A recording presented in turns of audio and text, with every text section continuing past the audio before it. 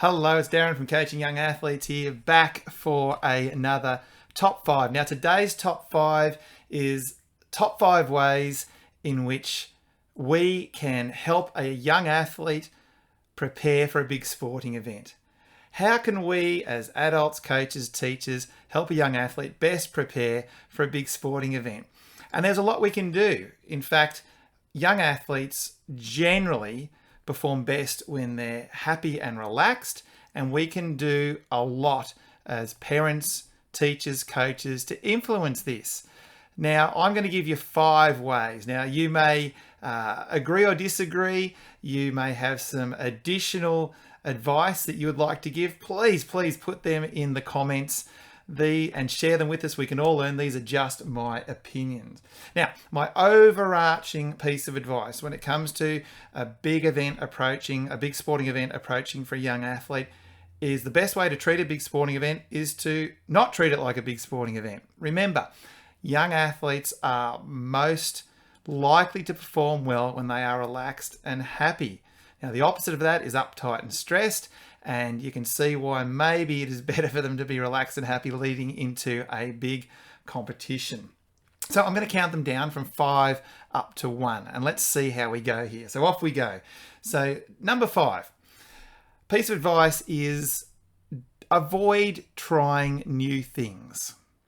So it's best in the lead up to a big sporting event to avoid just trying new shoes for the first time on the day of the competition, or avoid trying a new diet, or avoid trying a new sports drink, or avoid trying a new warm-up. It's best to keep things as normal as possible for the young athlete, because they'll be most familiar with these things and less stressed.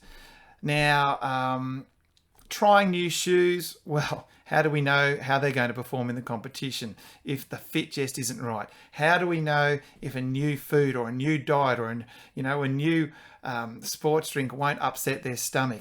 So it is best to try and keep to a tried and trusted and true plan that the child is most familiar with. So advice, or point number 5, tip number 5, avoid trying new things.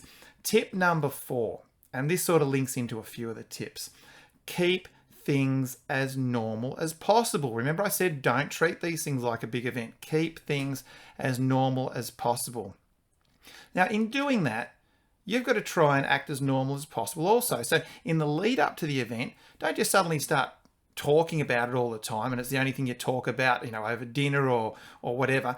Just make sure that you treat things as normal as possible. Talk about other things, do other things. Don't just start focusing only on that big sporting event, because that is going to cause the child to think, wow, this is a big thing coming up, and they might start to get a little bit uptight. So tip number 4 is try to keep things as normal as possible.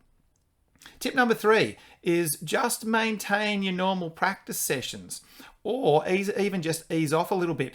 Avoid adding extra practice sessions. I know it's very, very common for a big event coming up, and either a coach or an athlete or the parents think it's worthwhile doing more and more practice sessions or training sessions in the lead up to the event. And really, that is just not the way to go.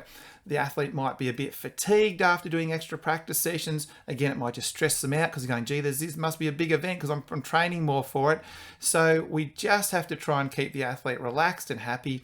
Try and avoid putting on extra practice sessions. They don't need it. And if anything, look, most high performance athletes will taper off in the lead up to a competition. They won't be training more. They'll be tapering off and maybe even training at just that little bit less in volume. So let's try and remember that, and we'll try not to add extra practice sessions in the lead up to a big sporting event.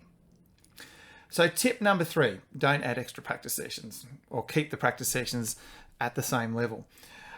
Tip number 2, avoid researching and building performance profiles on opponents, whether it's a team event or whether it is an individual event. It's not, if you do it, it's not going to help.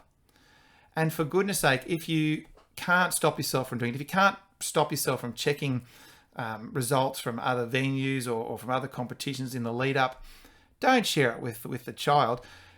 The child can only control what they can control. They can't control their opponents. And if you start saying to them, well, you're ranked third, or you can beat this person, or you got to watch out for that person, again, that's just adding to the stress and the moment, making it bigger for them. So avoid doing that. Avoid building performance profiles. That's tip number 2 of opponents. And tip number 1. It is so important. My biggest tip here is to avoid placing performance expectations on the young athlete. So in going into a competition, they want to be relaxed and happy. They don't want to be thinking they should be doing this, or they have to be doing this to, getting this particular result, or they are the favourites, so they should win the gold medal, or they should win the competition, because it just is crushing on a young athlete. It really is a heavy weight. And I've seen it happen so many times before, where young athletes who are quite good, everyone expects them to be good, and they just can't cope with it. So whatever you do, don't put performance expectations on a young athlete, because it will most likely weigh them down terribly, and they will not be able to perform at their best. But again, the overarching principle is the best way to treat an upcoming big event is don't treat it like a big event. Just treat it like a normal everyday occasion that the athlete is used to. So just going over those 5 tips again. Tip number 5, counting up. Avoid new things. Tip number 4, keep things as normal as possible. Tip number 3, keep the number of practice sessions the same. Don't increase the practice sessions. Tip number 2, avoid researching and building performance profiles on opponents. And tip number 1, avoid placing performance expectations on the young athlete. I hope you found them really helpful. Again, if you've got any extra comments or advice, please feel free to add them to the comments section. And if you want more information about this, I have written an article about this and produced a short video on coachingyoungathletes.com. That's the Coaching Young Athletes blog that I write. And please, if you'd like to get more of these tips, subscribe to this channel and you'll never miss one of the new videos that comes out. Thanks everybody. Bye for now. Hope you found that helpful, and I'll talk to you next time.